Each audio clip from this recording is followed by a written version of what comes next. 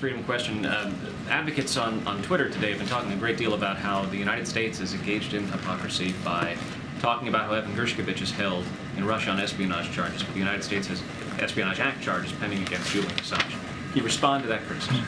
Say, what is the criticism? Well, the criticism is that the argument is that Julian Assange is a journalist who engaged in the publication of government documents.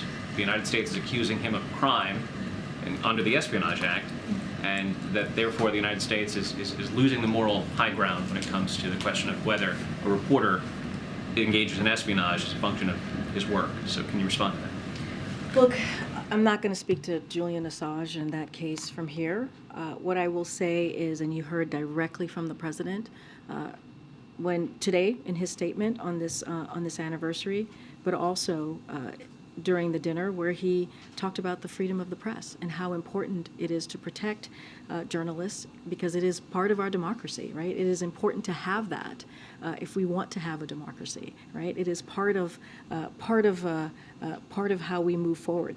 Telling the facts, being able to tell the truth, and be able to reporters to do that freely.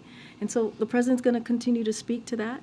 The president's going to continue to work to make sure that these Americans who are, again, held hostage, who are wrongfully detained, come home. And that is something that we have seen under this administration. He's been able to do more than a dozen times.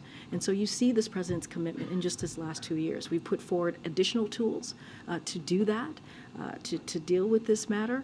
And so that's what I can speak to. That's what I can speak to the president's commitment on this. I'm not going to weigh in on comments about Julian Assange. Okay.